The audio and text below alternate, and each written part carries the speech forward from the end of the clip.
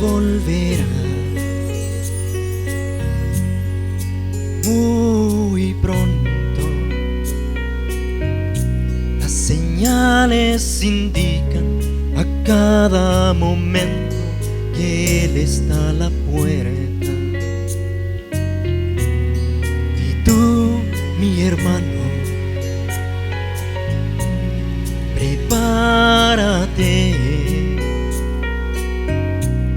porque Él volverá en la hora menos esperado. La trompeta sonará, el cielo se abrirá, entonces yo veré viniendo en las nubes a mi Redentor. Iremos al hogar en la nueva Jerusalén, y ahí estaremos por siempre con aquel que tanto nos amó.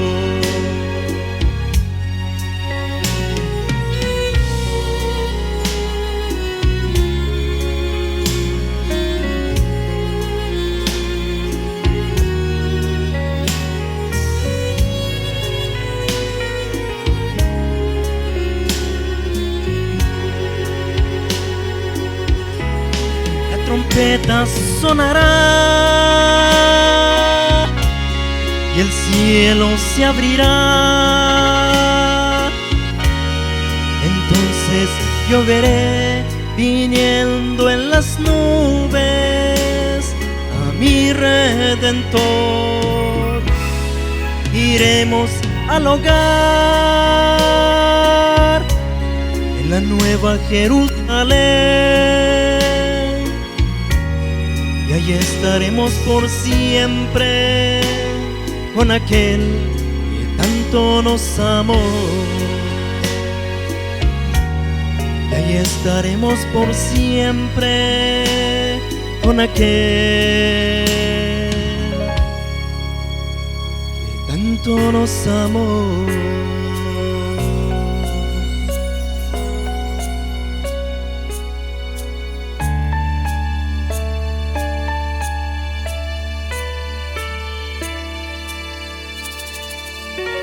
¿Cuántos creemos esa promesa?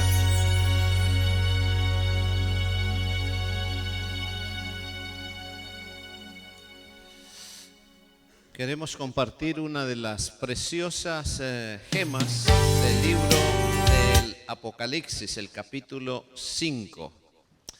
El versículo 13 y 14 dice: a todo lo creado que está en el cielo y sobre la tierra, debajo de la tierra y en el mar y todas las cosas que en ellos hay, oí decir: al que está sentado en el trono, al Cordero, sea la alabanza, sea la honra, sea la gloria, sea el poder, por los siglos de los siglos. Amén. Versículo 14. Los 4 seres vivientes decían: amén. Y los 24 ancianos se postraron sobre sus rostros y adoraron al que vive por los siglos de los siglos. Amén. Bienvenidos mis hermanos, mis amigos, en esta hora.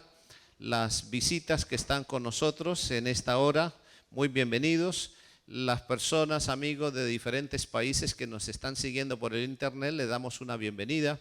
Vamos a colocarnos en pie y vamos a tener la oración, a presentar al Señor, al hermano Alberto Lascarro, para que sea usado por el poder del Señor. Vamos a inclinar el rostro y vamos a orar.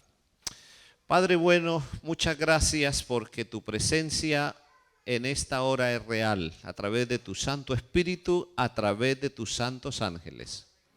Queremos suplicarte que al estudiar o al seguir estudiando el libro de Apocalipsis, en esta tarde tú uses a nuestro hermano Lascarro con poder. El Espíritu Santo esté con él, pero también con nosotros, nos ayude a entender tu palabra. Oramos por los amigos y hermanos a la distancia en los diferentes países que están conectados para también entender y comprender tu palabra. En el nombre de Jesús, amén. Tengan la bondad de sentarse.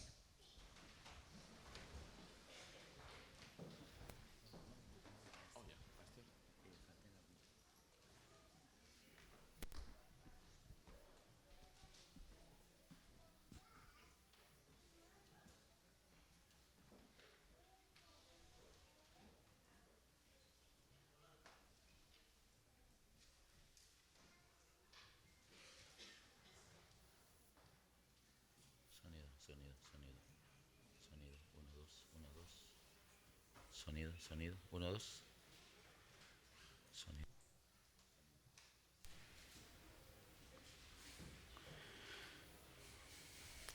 Muy buenas noches para todos, queridos amigos.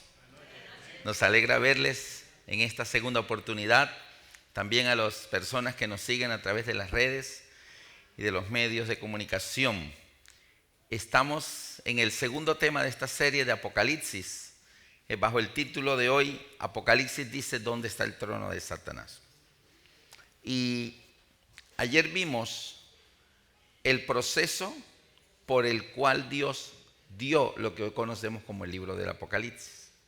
Es la revelación de Jesucristo que Dios le dio para avisarle a su pueblo en la tierra las tácticas de Satanás que utilizaría, porque atacaría a la iglesia que quedó en la tierra y al resto de la descendencia de ella, lo que significaba un ataque siglo por siglo, ¿verdad? Hasta el mismo tiempo del fin.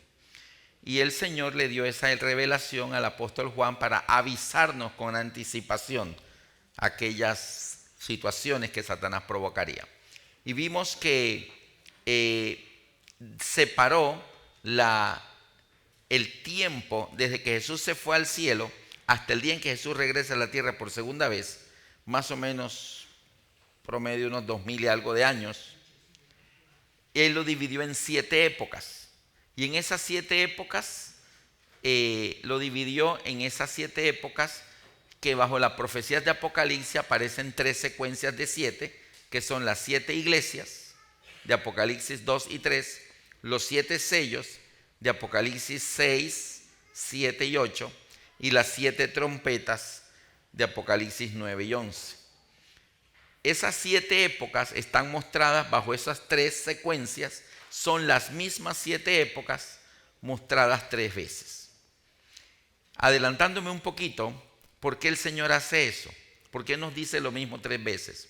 Porque en las 7 iglesias Él está mostrándole con anticipación a Juan cómo sería la iglesia internamente en cada una de esas 7 épocas. Cómo sería la condición de su iglesia, de su pueblo en esas 7 épocas. En los 7 sellos, de los cuales los 4 primeros sellos son los 4 jinetes del Apocalipsis. El primer sello es un caballo blanco, el segundo sello es un caballo rojo, el tercer sello es un caballo negro, el cuarto sello es un caballo de color amarillo pálido como de muerto. El quinto sello muestra a personas sacrificadas sobre un altar y que claman y dicen: Dios, ¿hasta cuándo permites que nos estén matando por ti? Y la voz le dice: hasta que se han completado el número de sus consiervos que van a ser sacrificados igual que ustedes. En el sexto sello son eventos donde la iglesia se reaviva el amor de la predicación, y el séptimo sello es el juicio. Entonces, en las 7 iglesias es las 7 épocas mostrando la condición interna de su iglesia en esas 7 épocas. En los 7 sellos es qué poderes del mundo Satanás utilizaría para atacar a su iglesia en cada una de esas 7 épocas. Y en las 7 trompetas, Dios lo que está mostrando es qué poderes utilizaría Dios que atacarían a el mundo que estaría atacando a su iglesia. ¿Lo repito? Las 7 iglesias es la condición interna de la iglesia de Dios en esas 7 épocas. Los 7 sellos, ¿qué usaba Satanás? ¿Qué poderes del mundo usaba Satanás para atacar su iglesia en esas 7 épocas? Cada una en su época. Y las 7 trompetas, ¿qué utilizaría Dios que atacaría al mundo que estaba atacando a su iglesia en esas 7 épocas? ¿Está claro? Ejemplo, en las primeras 3 iglesias, 4 iglesias, el imperio romano fue lo que Satanás utilizó para atacar su iglesia. Los cristianos eran arrojados a los leones, eran sacrificados, eran crucificados. Y en las primeras 4 trompetas, Dios utiliza 4 pueblos bárbaros que atacan al imperio romano y terminan destruyendo al imperio romano en el año 476. Los 4 generales que se destacaron de estos pueblos fueron Alárico, Gensérico, Atila y Odoacro, jefe de los ostrogodos. Y los ataques de los pueblos bárbaros, en el año 476 el imperio romano terminó claudicando. Hoy solo son columnas caídas allá en Italia, lo único que queda, ruinas, pero la iglesia del Señor sigue en pie. Amén. Entonces Dios nunca olvidó, nunca estuvo de brazos cruzados. Dios defiende a su pueblo, pero se van dando procesos. Y la 5ª y la 6ª trompeta, Dios utilizó también poderes en la tierra que atacaban. Ahora lo que Satanás utilizaría, ya no estaba el imperio romano, entonces Satanás utilizó otras cosas y Dios también la defendió. Y en el tiempo del fin se va a suceder lo mismo, en la época de nosotros. Pero vamos a ver entonces en la secuencia que veníamos ayer estudiando de las 7 iglesias. ¿Cuál vimos ayer? ¿Quién recuerda? Éfeso. ¿Quién recuerda qué significa la palabra Éfeso? Éfeso es la primera de las 7 iglesias y significa deseable. Y es la época. ¿Quién recuerda qué época es Éfeso? La época apostólica. El primer siglo del cristianismo. Lo que está narrado en el libro de Hechos de los Apóstoles. Y Dios siempre le dice a cada una de esas 7 iglesias cómo se presenta Jesús. Luego le dice, yo conozco tus obras. Luego le dice las cosas buenas. Luego le dice las cosas malas. Luego les da un consejo. Luego les hace una advertencia si no oyen el consejo. Y al último le hace una promesa. Todas las 7 cartas de las 7 iglesias tienen las mismas partes. La manera como Jesús se presenta en cada una de las épocas tiene que ver con lo que va a pasar en esa época. Ayer vimos que Éfeso fue una iglesia triunfante.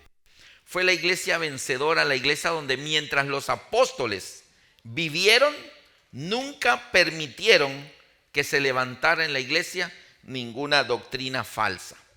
Es decir, mientras vivía Pablo, Pedro, Juan, ellos advirtieron enérgicamente contra el error. Mientras los apóstoles estuvieron vivos, el error no pudo entrar a las doctrinas de la iglesia. ¿Por qué? Porque quienes estaban allí, ellos decían, eso no es así. ¿Y usted cómo me lo prueba? Porque yo estaba ahí cuando Jesús lo dijo. Y eso no fue lo que Jesús dijo. Entonces el error no pudo entrar a las creencias del cristianismo mientras los apóstoles vivieron. Vámonos a la escritura, por favor me acompañan, a 2 de Tesalonicenses 2, del 1 al 7. 2 de Tesalonicenses, escrita por el apóstol Pablo, capítulo 2, del 1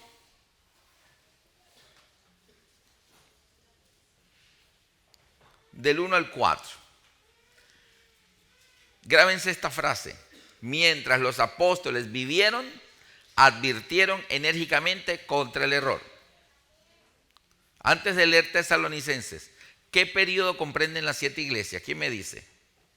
Desde el momento en que ¿qué? Cuando Jesús se fue, hasta el día en que Jesús regrese. Ese es el periodo de las 7 iglesias, de los 7 sellos y de las 7 trompetas. Dicho sea de paso, todo está explicado en el cronograma profético que les mostré ayer. Ya tenemos allí en la entrada, en la mesa, hay a varios disponibles para aquellos que deseen adquirirlo. Ahí les dan la información. Ahora mire una cosa. Dice el apóstol Pablo en 2 de Tesalonicenses 2 del 1 al 4, dice, pero con respecto a la venida de nuestro Señor Jesucristo y de nuestra reunión con Él. ¿Quién me dice en qué momento Pablo escribió esto? ¿En cuál de los momentos? Cuando Jesús estaba acabándose de ir. O sea, ¿cuál iglesia estaba funcionando cuando Pablo escribió esto? Éfeso, la primera. O sea, Pablo está escribiendo desde la primera época. Dice, pero con respecto a la venida de nuestro Señor Jesucristo y nuestra reunión con Él. Él está escribiendo desde la primera época de un evento que va a suceder ¿en cuál época? En la última, en la Odisea. Lo está diciendo desde Éfeso, dice, pero con respecto a la venida de nuestro Señor Jesucristo y nuestra reunión con Él, no queremos, hermanos, que no os dejéis, os rogamos, hermanos, que no os dejéis mover fácilmente de vuestro modo de pensar.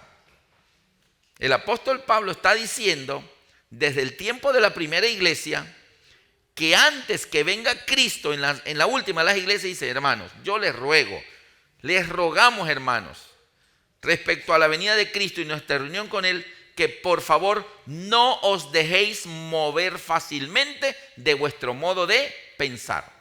¿Usted recuerda qué fue lo que le pasó a Eva en el árbol del Edén? ¿Qué pensaba Eva al principio? La serpiente le dijo, con que Dios os ha dicho que no podéis comer de ningún árbol del huerto.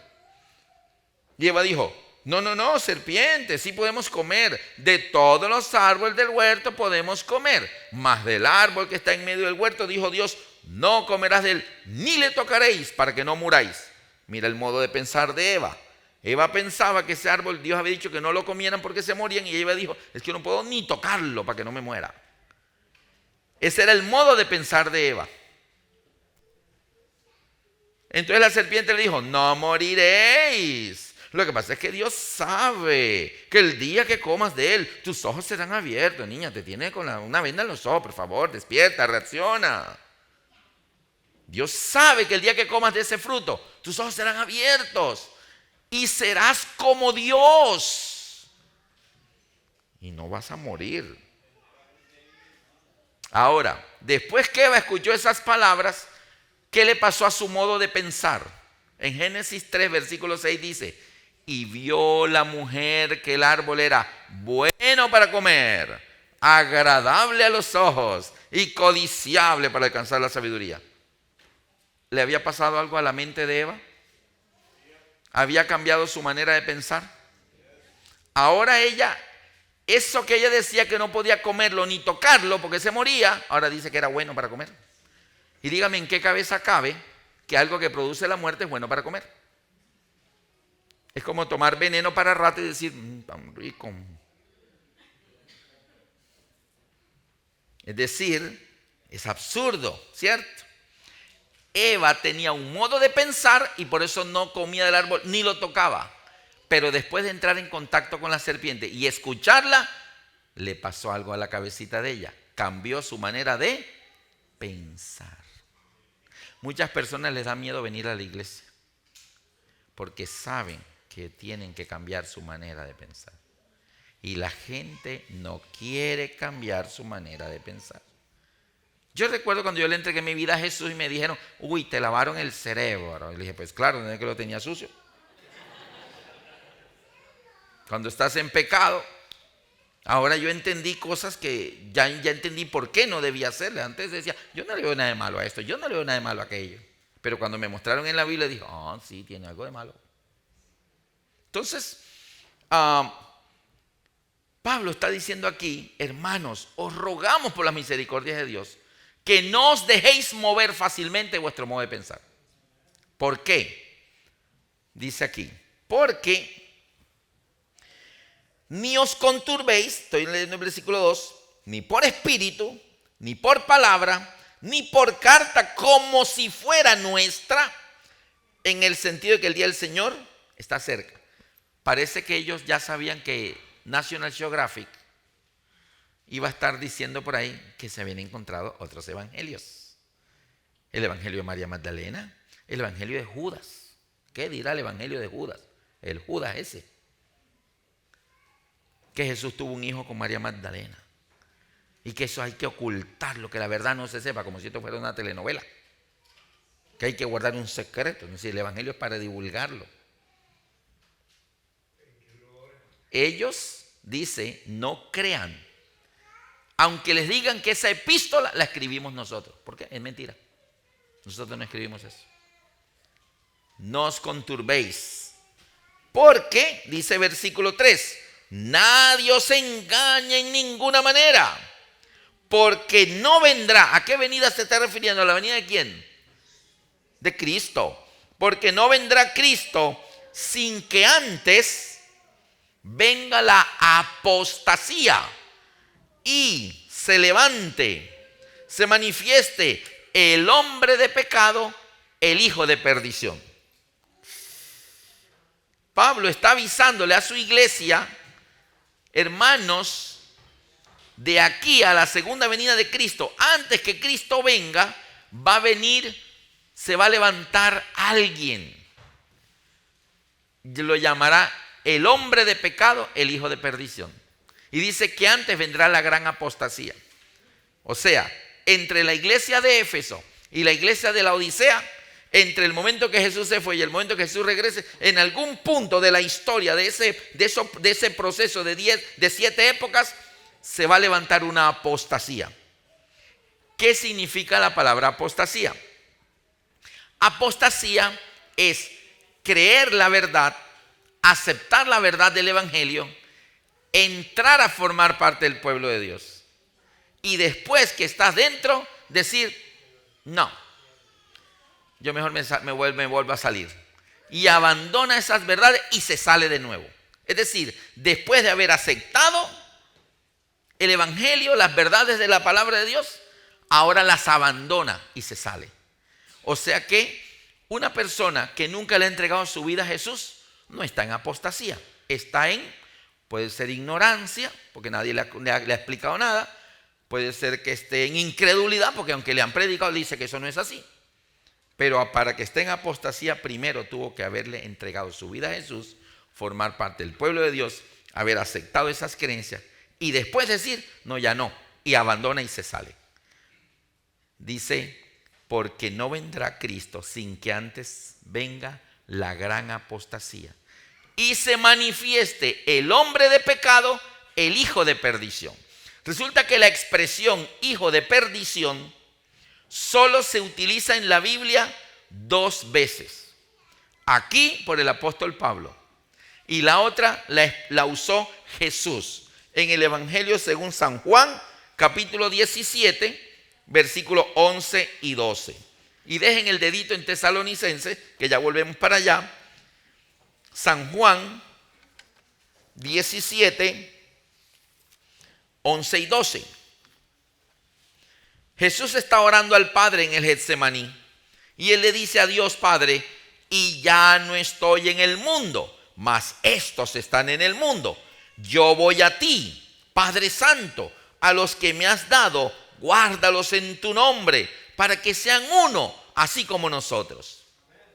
Cuando estaba con ellos en el mundo, yo los guardaba en tu nombre, y a los que me diste, yo los guardé, y ninguno de ellos se perdió, sino el hijo de perdición, para que la escritura se cumpliese. ¿A quién se está refiriendo Jesús allí? Judas. Judas era de los de adentro o de los de afuera.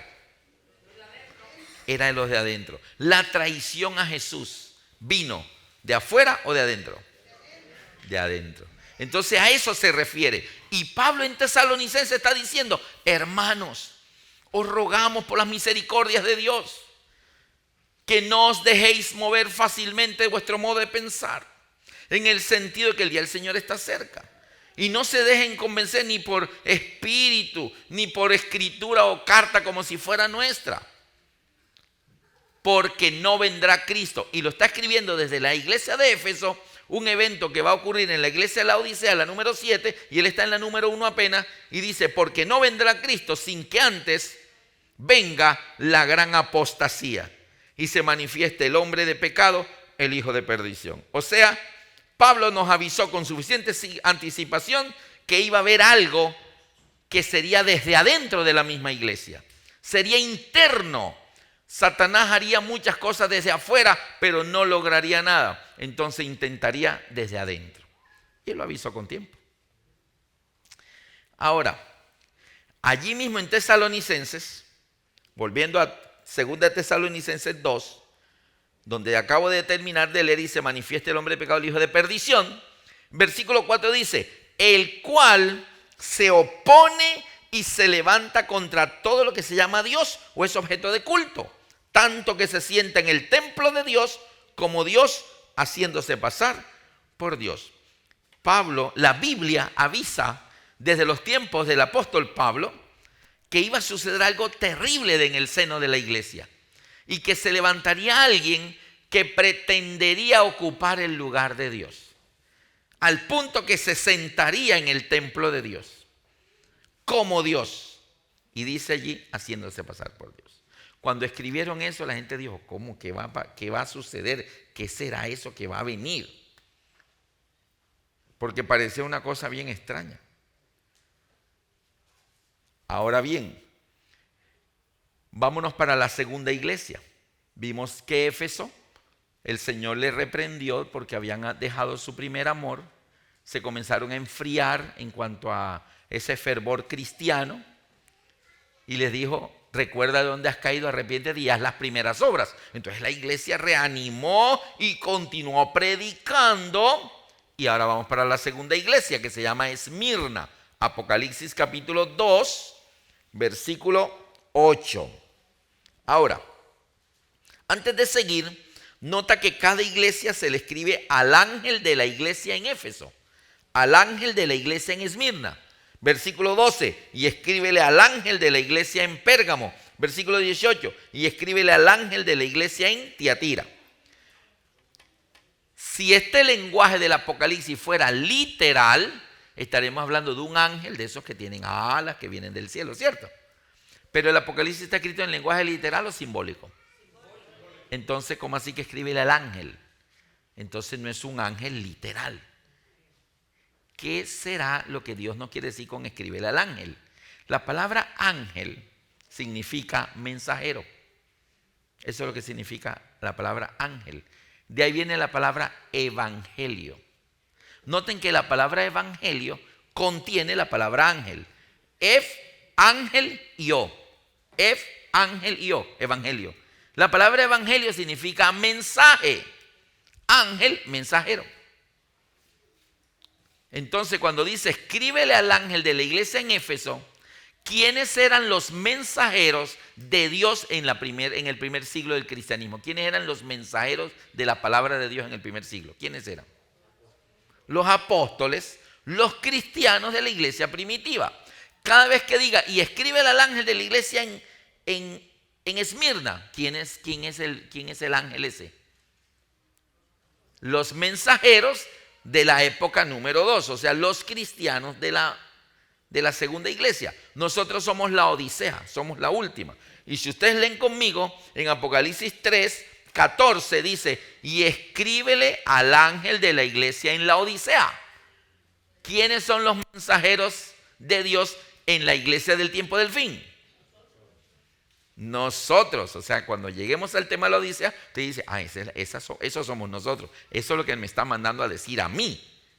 Ok, pero todavía no hemos llegado allá. Entonces, vámonos con Esmirna. El 8, Apocalipsis 2:8. Y escribe el ángel a la iglesia en Esmirna. Ahora mira cómo se presenta Jesús. Jesús, la palabra Esmirna viene de la palabra o significa mirra. La iglesia de la mirra. La mirra era algo parecido al incienso. Nosotros estamos más familiarizados con el incienso, que hoy en día se utiliza más que la mirra. Pero ¿se acuerdan que a Jesús cuando nació en Belén, los magos de Oriente le trajeron oro, incienso y mirra? Entonces eran perfumes bastante costosos. Ahora, igual que el incienso, la mirra era un perfume, pero ese perfume solo se podía percibir, la fragancia solamente se podía percibir de una sola manera. Como no estamos familiarizados con la mirra, pero sí con el incienso, ¿cuándo es que el incienso exhala su deliciosa fragancia? Cuando pasa por el fuego, igual la mirra. O sea que esta segunda iglesia es la iglesia de la mirra, la que va a pasar por el fuego. Es la segunda época. La primera iglesia va hasta el año 100. La segunda arranca del año 100 en adelante. Entonces, ¿qué le dice? ¿Cómo se presenta Jesús a la iglesia que va a pasar por el fuego para que la mirra dé su perfume? Dice, el primero y el postrero, el que estuvo muerto y vivió, dice esto. Ahora Jesús se está presentando ante ellos, mira, yo estuve muerto y mira, estoy vivo. ¿Sabe por qué se está presentando así? Porque muchos cristianos de la segunda época van a morir en la más cruel persecución del cristianismo que se ha hecho, que fue la del Imperio Romano.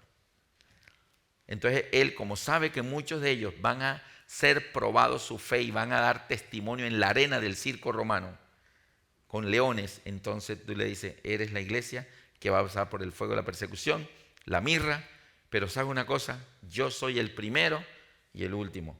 Yo estuve muerto y aquí estoy vivo. O sea, yo sé lo que tú vas a vivir, pero tranquilo que yo aquí estoy vivo, tú también vas a vivir.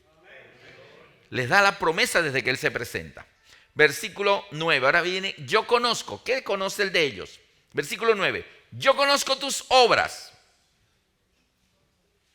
y tu tribulación y tu pobreza, pero tú eres rico. Y la blasfemia de los que se dicen ser judíos y no lo son, sino que son sinagoga de Satanás. No temas en nada lo que vas a padecer. He aquí el diablo echará a algunos de vosotros en la cárcel para que seáis probados y tendréis tribulación por 10 días. Sé fiel hasta la muerte y yo te daré la corona de la vida. El que tiene oído, oiga lo que el Espíritu dice a las iglesias. El que venciere no sufrirá daño de la muerte segunda. Esta es la iglesia que va del año 100 al año 313. O sea, son unos casi 200, más de 200 años. Y fue la época en que el Imperio Romano decidió destruir al cristianismo. ¿Por qué? Porque el cristianismo seguía ganando más creyentes. Seguía ganando más creyentes con esa iglesia aguerrida de Éfeso, de dar el evangelio. Los azotaban y volvían y seguían predicando en que los aceptaran. No tenían miedos. Si los metían a la cárcel, un ángel iba y los sacaba de la cárcel. ¿Se acuerdan de Pedro que estuvo en la cárcel? Y el ángel le dijo, ponte la ropa y vámonos, sígueme. Y las puertas se fueron abriendo una detrás de otra. Y lo llevó hasta la calle. Y él, cuando se vio en la calle solo, se fue para la casa y tocó la puerta. Estaban orando, haciendo vigilia por él. Y una muchacha preguntó, ¿quién es? Dijo, Pedro. Y la muchacha salió corriendo y preguntaron, ¿quién tocó la puerta? Y dijo, Pedro. Estaban orando, Señor, libera a Pedro. Señor, libera a Pedro. Tum, tum, ¿quién es? Pedro. No, no puede ser Pedro, no puede ser Pedro. Así somos.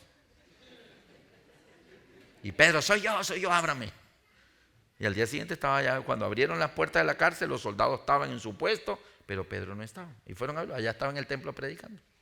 Y el que había negado a Jesús 3 veces, en el Sanedrín le dijeron, como siga predicando en el nombre de Jesús, lo metemos a la cárcel o lo matamos. Y él dijo, es menester obedecer a Dios antes que a los hombres. ¿Qué Pedro tan diferente? Ya no tenía miedo. ¿Quién detiene un cristianismo así? Entonces dijeron a esta gente hay que matarlos.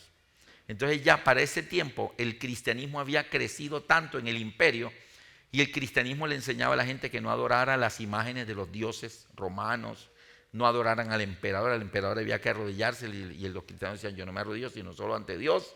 Entonces el imperio veía peligrar su estructura.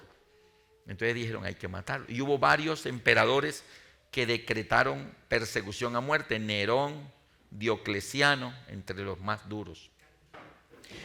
Y dice, yo conozco tu tribulación y tu pobreza. ¿Por qué tu pobreza? Porque los cristianos tenían que huir y dejar sus casas, dejar todo, no se podían llevar nada. Y empobrecían, perdían sus propiedades para salvar sus vidas.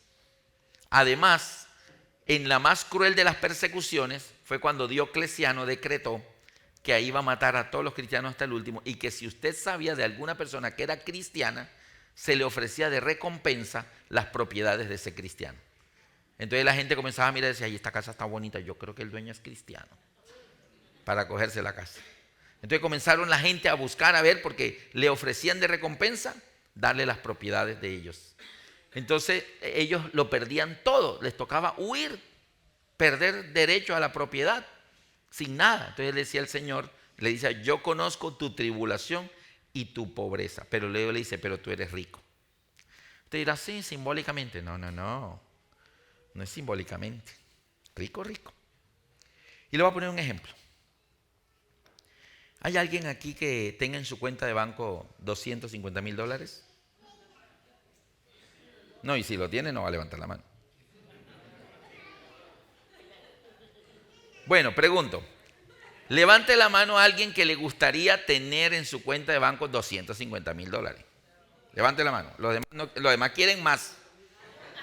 Por eso no levantan la mano y dicen, no, eso es muy poquito. A ver, alguien que diga, a mí me gustaría tener $250,000. ¿Quién? ¿Quién quiere? ¿Usted? Usted también. Bueno, ¿su nombre es? Rosario. Rosario dice, sí, yo quiero tener $250,000. No los tiene, ¿verdad, Rosario? Bueno, pero lo va a tener. Pero le tengo una buena noticia, Rosario. Yo vengo de Colombia. Colombia es un país que ha estado más de 50 años en una guerra interna terrible. Y en alguna oportunidad pudimos visitar el hospital militar en Bogotá. Y hay muchos soldados que han perdido sus piernas por las minas. Esas minas que han sembrado y la pisan y explotan.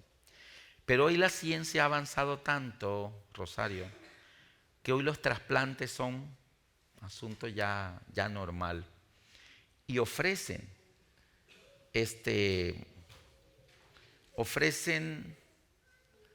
a ver, creo que son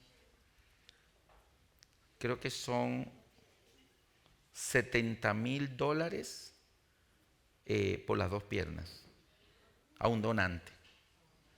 O sea, si usted dona sus 2 piernas, le dan $70,000. ¿Le gustaría que yo me lleve su nombre? ¿No?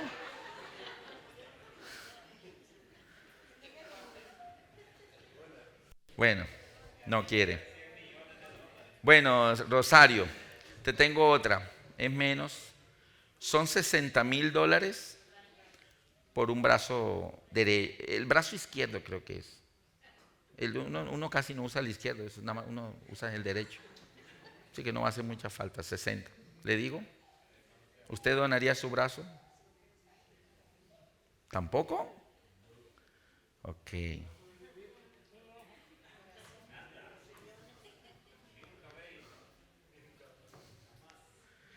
Están ofreciendo, creo que $80,000 por el brazo derecho, ese es más caro. Ese es más caro, 80. ¿Lo darías? ¿Cuánto va? 70. ¿Cuánto van? ¿Ya? ¿Ya van 200 qué? 206. Y le puedo ofrecer $250,000 para que done el ojo derecho. Se lo ponen de vidrio, le queda igualito.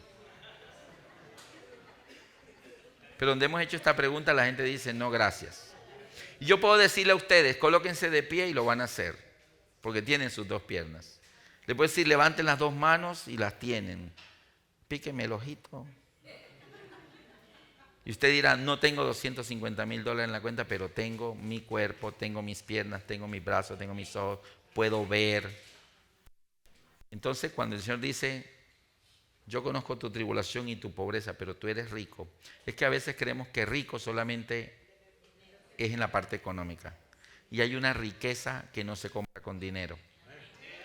La salud, la familia, la paz, la salvación en Cristo Jesús. No hay dinero del mundo que compre estas cosas. Entonces, cuando el Señor le dice a los cristianos de esta época, yo conozco tu pobreza, pero tú eres rico, es que Él lo dice en serio. Y Él le dice a ellos, no temas en nada. Bueno.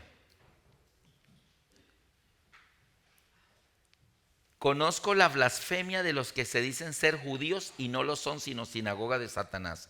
Para esta época, el judaísmo era la religión que más acérrima oposición hacía al cristianismo.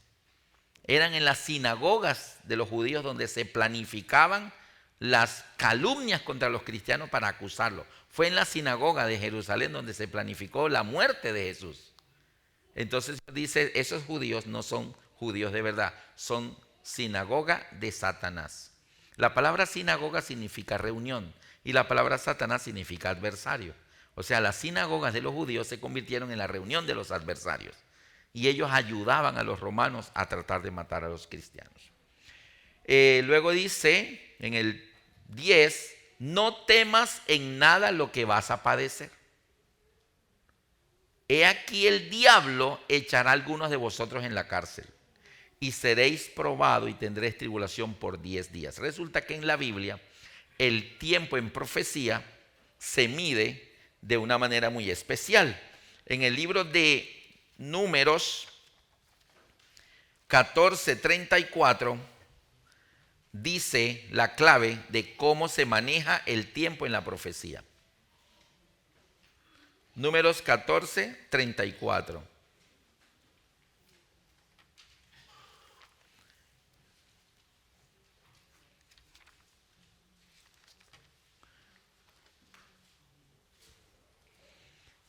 Dice, conforme al número de los días, de los 40 días en que reconociste la tierra, llevarás vuestra iniquidad 40 años, un año por cada día y conoceréis mi castigo. O sea, un día por año.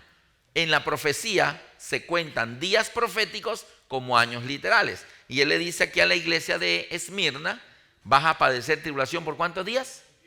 10 días. O sea que en profecía serían 10 años. El otro texto que nos corrobora esto es Ezequiel 4:6. Ezequiel 4:6 dice,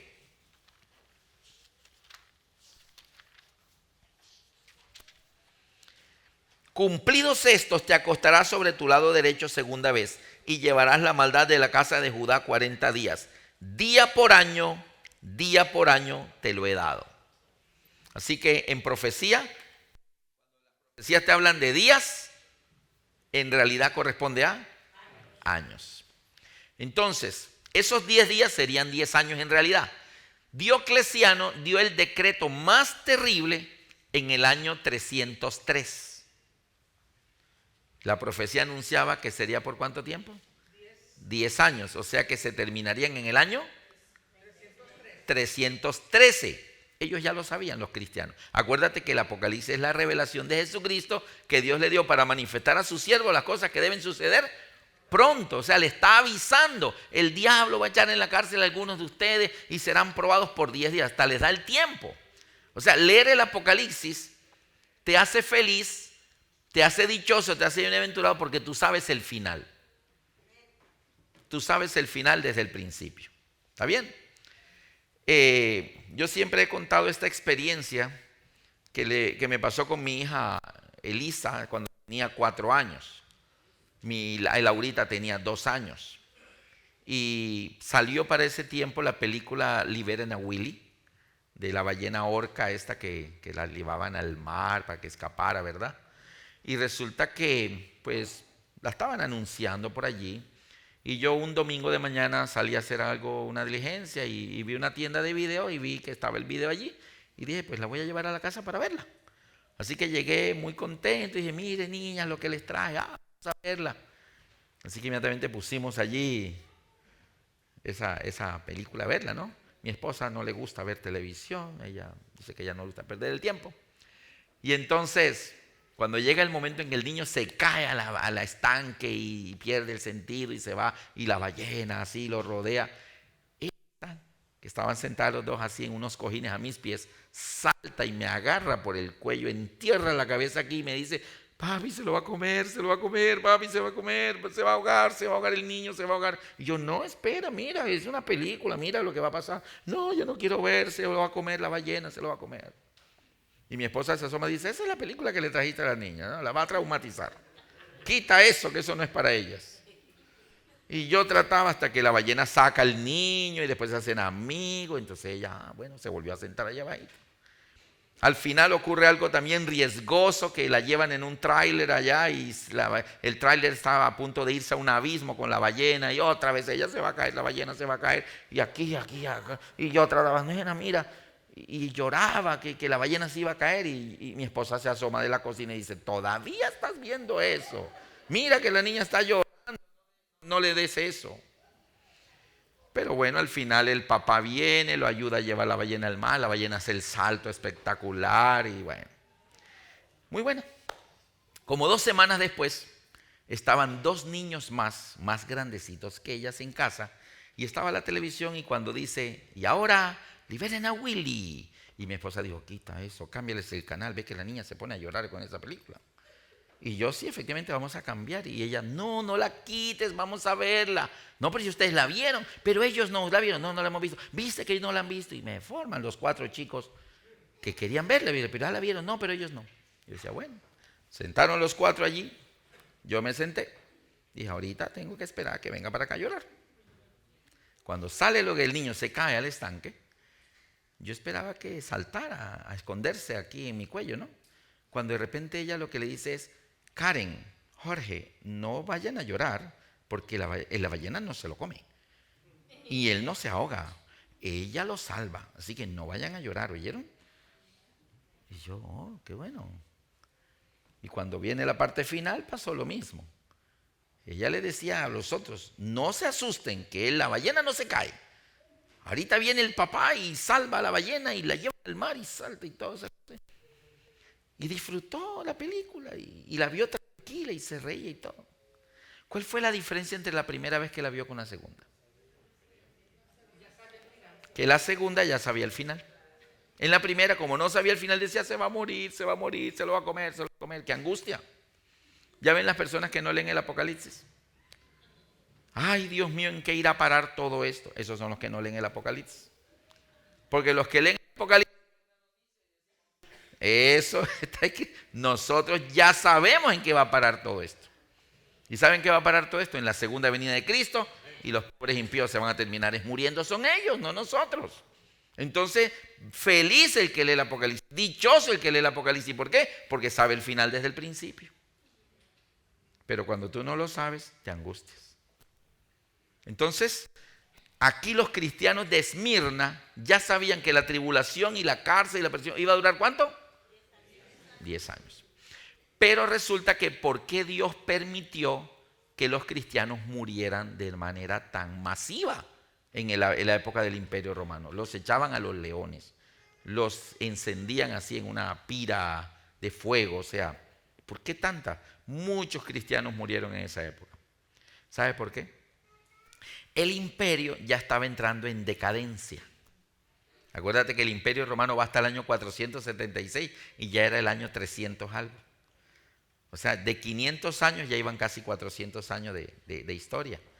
Y generalmente los imperios, cuando comenzaban o cuando un país comienza, sus líderes son admirados. Pero cuando va pasando los siglos, ya los líderes no son admirados. En la historia de mi país uno ve los próceres de la independencia que morían por la patria. Hoy en día ya en mi país nadie quiere morir por la patria. ¿Eso para qué? O sea, ya esos valores se perdieron.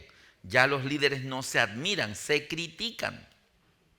Ya el líder del país ya no es sinónimo de persona honorable. Ahora es sinónimo de cualquier cosa menos honorable. Entonces se van perdiendo la admiración. Resulta que los romanos al emperador lo consideraban un dios y era un honor morir por el emperador. Pero después hubo emperadores homosexuales, emperadores depravados, que ya la gente no quería morir por una persona con esos niveles de devalorización o ¿verdad? De evaluación moral. Y echan al circo romano a unas personas que creen en un tal rey Jesús. Y le dicen, vamos a soltar los leones. Y sueltan los leones y en vez de verlos llorar se ponen a cantar. Y morían cantando. Morían cantando. Le cantaban al rey Jesús mientras los leones los atacaban. Entonces la tribuna miraba y decía, ¿quién es ese tal Jesús que esta gente muere cantando por él? Entonces cuando salían de ese coliseo, salían a preguntar, ¿quién sabe dónde se reúnen? Yo quiero ir a una reunión de esas. Yo quiero ver quién es él. ¿Quién es ese tal Jesús? Y la gente salía a averiguar dónde eran las reuniones, que eran a medianoche, por ahí en las catacumbas, en laberintos subterráneos, escondida la iglesia. Y cuando iban a las reuniones y escuchaban la predicación, averiguaban quién era Jesús, terminaban entregándole su vida a Jesús. Entonces dicen los libros de historia que por cada cristiano que moría en el circo romano, se convertían 50 en las tribunas. Entonces, en vez de el cristianismo menguar y desaparecer, entre más cristianos mataban, más cristianos habían. Y por eso Dios no impedía la muerte de ellos, porque ese testimonio ayudaba a que allá arriba en las tribunas la gente también buscara a ver quién era Jesús. Por eso usted ve en las películas de los romanos de esa época, Quo Vadis, una película muy antigua, que siempre que se muestra esa historia de la época primitiva, siempre hay un romano convirtiéndose. Hay un relato histórico de que habían 40 gladiadores. Y estos 40 gladiadores eran cristianos. Y la ley de los gladiadores es que cuando salían a la arena a pelear, ellos saludaban al emperador y le decían, oh César, los que vamos a morir te saludan. Así que comenzaban a dar el espectáculo de sus luchas y el gladiador que lanzara al otro al suelo, el emperador decidía si así era que vivía y si así era que moría. Entonces ellos, para no arriesgarse a que el emperador bajara el dedito y matara a un compañero, ellos hacían un pacto de decir, ninguno va a tumbar al otro. Ninguno va a tumbar al otro. Así que siempre que le tocaba a esos 40 gladiadores la pelea, eso terminaba, ya se hacía de noche. No, quedaron empatados. Dejemos así, vámonos para la casa. Pero después con el tiempo se fueron dando cuenta que eran los mismos 40 los que siempre quedaban empatados. Y dijeron, yo creo que es que esta gente son cristianos. Así que un día fueron a salir a la arena y había una estatua del emperador allí en la mitad. Y antes de la pelea tenían que hincarse de rodillas y adorar al emperador. Los 40 permanecieron de pie. ¿Y por qué no se arrodillan? Porque somos cristianos y nosotros solamente nos arrodillamos ante el Dios del cielo. Muy bien, entonces van a ser condenados a muerte. Y tomaron una legión romana y los llevaron a la montaña, a un lago congelado. Llegaron al anochecer. La tropa romana acampó alrededor del lago congelado, sus fogatas, sus campamentos. Y a los 40 gladiadores se les ordenó despojarse de toda la ropa y caminar al centro del lago, permanecer ahí para morir de frío. Se quitaron toda la ropa y caminaron al centro, hicieron un círculo, los romanos alrededor con sus fogatas y sus abrigos, y de repente del centro del lago comenzó a escucharse una canción. Y la canción decía, 40 gladiadores mueren por Cristo. Y cantaban la canción una y otra vez, ya los romanos se la estaban aprendiendo. 40 gladiadores mueren por Cristo. Y antes de la medianoche, ya llevaban 6 horas ahí aguantando la ventisca helada. Uno de los, les había dicho, el que quiera renunciar a ese Dios puede venir por su ropa y aquí hay comida.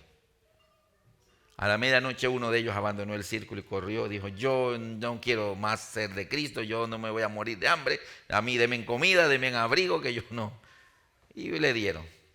El grupo quedó en silencio. Ya no podían seguir cantando 40 gladiadores mueren por Cristo porque ya eran 39. Pasó 1 hora y el silencio, solo se oía la ventisca.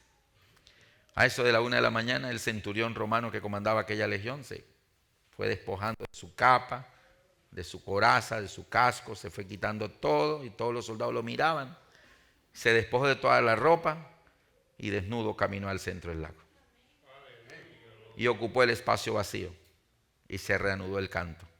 40 gladiadores mueren por Cristo. Al amanecer, todos habían muerto. Pero uno que se fue, uno que entró. Entonces, fue la época de la persecución romana, Esmirna. Y el Señor le hace una promesa, si eres fiel hasta la muerte, yo te daré la corona de la vida. Por eso morían cantando. Y esta iglesia esta época va hasta el año 313. Del año 100 al 313, Esmirna, la iglesia de la mirra. ¿Por qué hasta el 313? ¿Por qué estas fechas? Porque en el 313 hubo un cambio de emperador. El emperador romano Diocleciano, que había hecho ese edicto que duraría 10 años, él no lo había hecho para que durara 10 años, era un edicto permanente, pero enfrentó en guerra a Constantino. Constantino lo venció y Constantino ocupa el trono de Roma como nuevo emperador. Y Constantino hizo un edicto, apenas subió al trono de Roma, hizo un edicto que se conoce como el edicto de Letrán, en el 313, y allí él determinó, decreto fin de la persecución a los cristianos, decreto libertad de culto en el imperio, nadie más será molestado por sus creencias, y paró la persecución. La iglesia apostólica en ese momento se estaba reuniendo en subterráneo, cuevas, laberintos subterráneos que eran tumbas. Eso se conoce como las catacumbas. Se reunían a medianoche en la oscuridad, allí calladitos para que no ser descubiertos. Se metían en esas tumbas porque los romanos a las tumbas no entraban, porque tenían miedo que los muertos los fueran a atormentar. Después de medianoche me jala el dedito del pie. Los cristianos sabían que los muertos nada saben, que no tienen más participación en nada de lo que se hace debajo del sol, que a quien hay que tener miedo no es a los muertos sino a los vivos. Entonces se metían como Pedro por su casa, por esos laberintos, a hacer culto allá, porque era el único lugar donde los romanos no entrarían a buscarlos. Pero luego los romanos descubrieron que podían sacarlos de allí poniendo bastante paja en un extremo de la entrada y poniendo fuego, y entonces el humo llenaba todos esos laberintos y ellos tenían que salir por el otro lado y allá ya los estaban esperando para capturarlos, pero ellos no entraban. Bueno, en el 313 Constantino sube al trono y hace el edicto de Milán, el edicto de Milán, donde él pone fin a la persecución que había hecho Diocleciano. Y fue en el 313 exactamente cuando eso ocurrió, y ahí se estaban cumpliendo los 10 años que la profecía había anunciado. Tercera iglesia, Apocalipsis 2, versículo 12, iglesia de Pérgamo. Dice así: y escríbele al ángel de la iglesia en Pérgamo. ¿Quién era el ángel de Pérgamo? ¿Quién me dice? Los mensajeros de Pérgamo. ¿Quiénes eran los mensajeros de Pérgamo? Los cristianos que vivirían en esa época. Ellos eran los mensajeros de Dios en esa época. Ahora bien, dice Apocalipsis 2:12. Y escribe al ángel de la iglesia en Pérgamo: el que tiene la espada aguda de 2 filos dice esto. Jesús se está presentando como el que tiene la espada aguda. La espada aguda es la Biblia, la palabra de Dios. O sea, algo va a pasar en esta época que tiene que ver con la palabra de Dios. Y dice, 13, yo conozco tus obras y dónde moras, donde está el trono de Satanás. ¿Cómo se llama el tema de esta noche? Apocalipsis dice, ¿dónde está el trono de Satanás?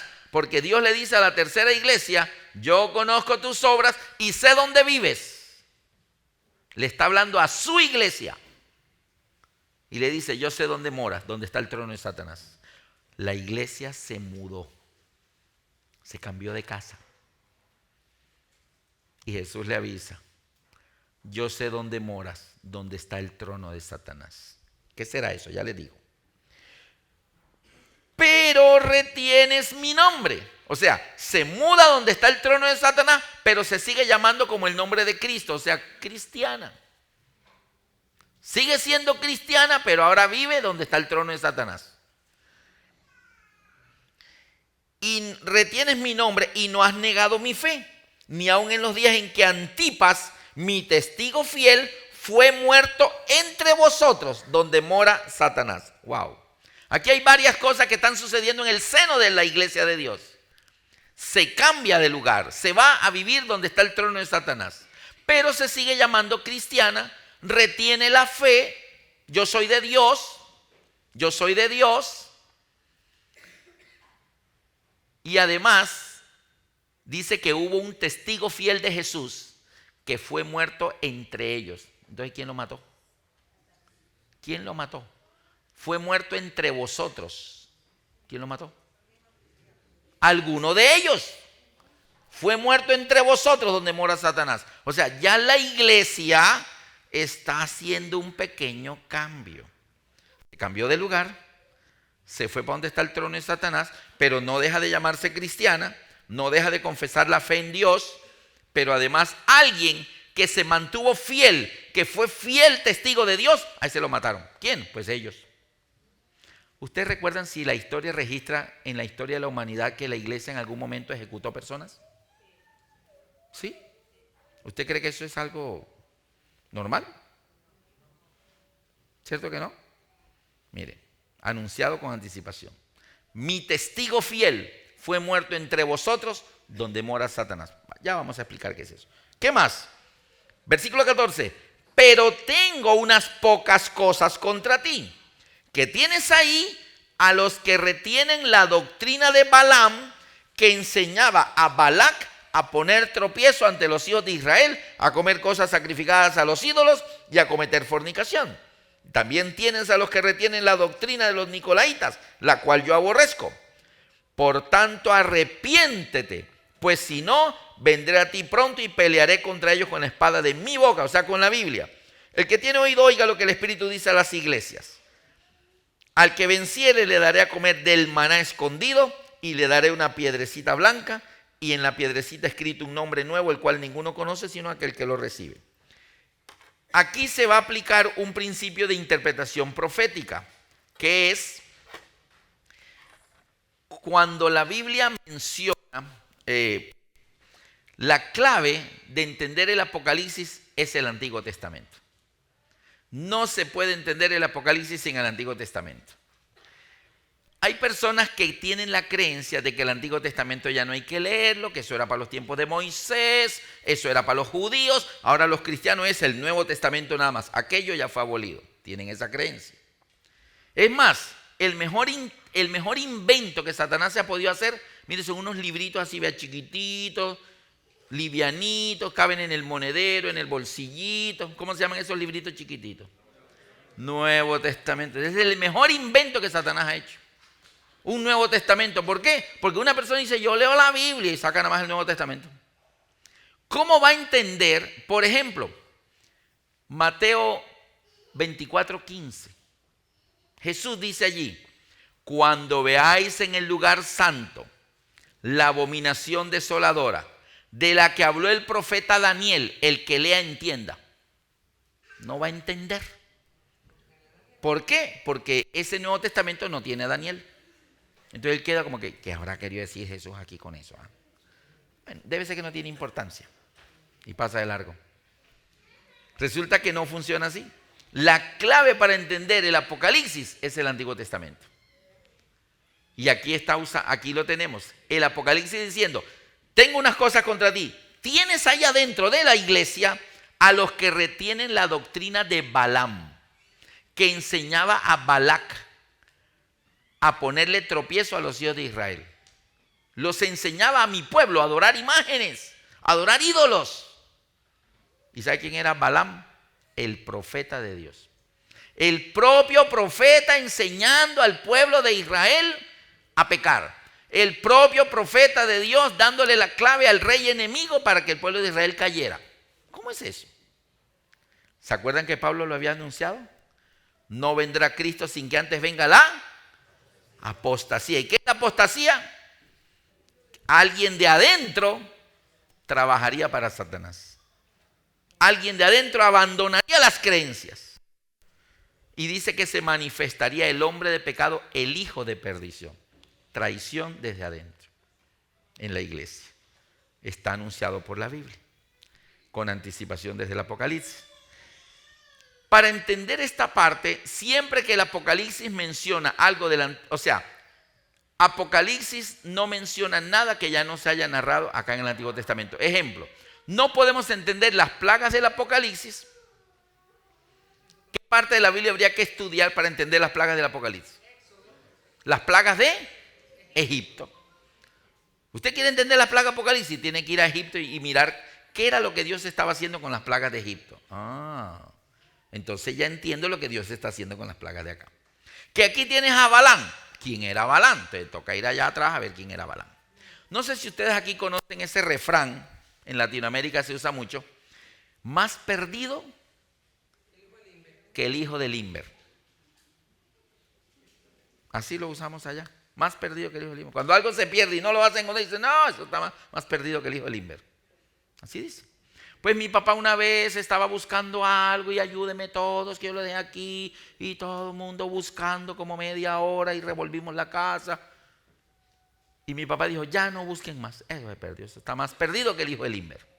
Ok, yo me senté y seguí viendo televisión, era un domingo. Y viene mi hija, pequeñita, y me jala la camisa y me dice, dime, papi, ¿quién era el hijo de Limber? Todos entendimos lo que mi papá quiso decir. Más perdido que el hijo de Limber. Dejamos de buscar. Pero ella quedó como que, papi, ¿quién era el hijo de Limber? Ok. Limber fue un piloto que hizo una travesía, el primero en cruzar el Atlántico, se ganó un premio de $25,000, se volvió millonario en esa época. Secuestraron al bebecito de él, le pidieron un rescate, él pagó todo, pero nunca devolvieron al niño. Se perdió, no se sabe. Quedó un misterio, nunca devolvieron al niño. Entonces la hija mía dice, o sea que lo que mi abuelito quiso decir es que lo que estaban buscando no va a aparecer. ¿Entendió? Entonces aquí el Señor está diciendo, tienes ahí los que tienen la doctrina del hijo de Limber. ¿Qué hay que hacer? Vamos a ver quién era Limber.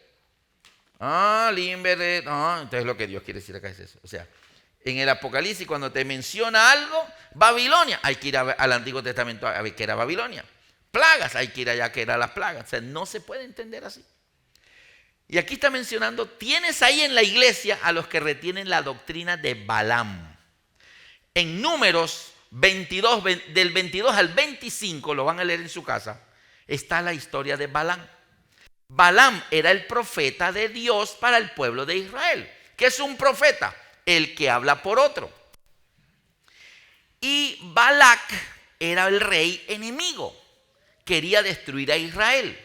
Y Balac atacaba a Israel por el norte. Y cuando llegaban a atacar por el norte, ya Israel los estaba esperando en el norte y los derrotaba. Entonces Balac decía, ataquemos pero por la montaña.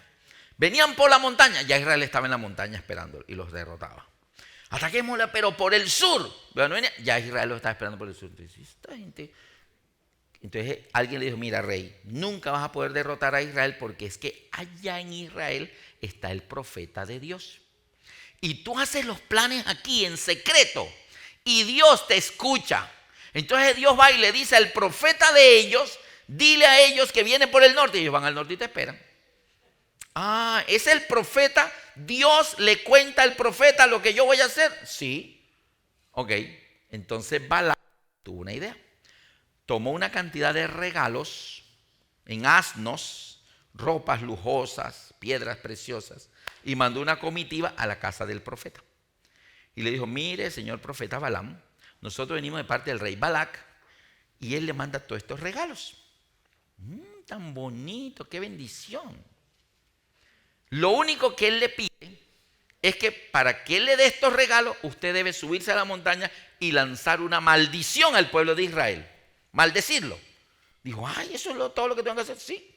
Yo espera aquí, voy a pedir permiso. Y se fue a orar. Dios, me trajeron unos regalos muy lindos. Solamente me están pidiendo que maldiga al pueblo de Israel. ¿Tú me das permiso? Imagínate tú el profeta. Y Dios le dijo, ¿cómo se te ocurre que vas a maldecir a mi pueblo? ¿No es que es mi pueblo? No. Entonces se fue todo triste. No, Dios no me dio permiso. Se regresaba. Balac le mandó el doble. Le trajeron más regalos. Ay, pero qué bonito. Espere, ya vengo. Señor, trajeron más regalos. Dame permiso para maldecir a Israel. No puedes. Es mi pueblo. No, dijo que no. Nos devolvió. Y vinieron por tercera vez. Entonces Dios le dijo, ok, vaya, está bien, vaya. Y se puso feliz. Me dijo que sí, vamos. Se fue a la montaña a maldecir a Israel. Estaba Israel acampado allá abajo. Y cuando abrió la boca para decir maldito Israel, salió fue bendito Israel. Tus enemigos te atacarán y por 7 caminos huirán y serás prosperado y tus vacas parirán. Y le decían, ¿qué está haciendo? Y ya no podía parar. Cuando terminó de lanzar todas las bendiciones, le dijeron, usted no cumplió el trato. Los regalos se devuelven. Dijo, no, espere, yo quiero esos regalos. Y ustedes, ¿para qué? Es que yo no puedo maldecir porque yo no soy el que habla, es Dios el que habla a través de mí. Ese era Dios hablando a través de mí. ¿Y ustedes por qué quieren que yo maldiga a Israel? No, porque es que lo atacamos y siempre nos derrota. Ah, ustedes lo que quieren es derrotar a Israel. Pues me lo hubieran dicho desde el principio. Yo les doy la clave. Hagan una fiestecita de esas que ustedes hacen a sus dioses. Y pongan a las muchachas más bonitas que vengan al campamento de Israel a invitar a los jóvenes. Que vayan a la fiestecita de ustedes. Ellos van allá, adorarán sus dioses, pecarán y cuando estén en pecado, Dios no los puede defender y los derrotarán fácilmente. Ah, listo. Balaam, que enseñaba a Balac a poner tropiezo ante los hijos de Israel. El propio profeta del pueblo de Dios se vendió por regalos.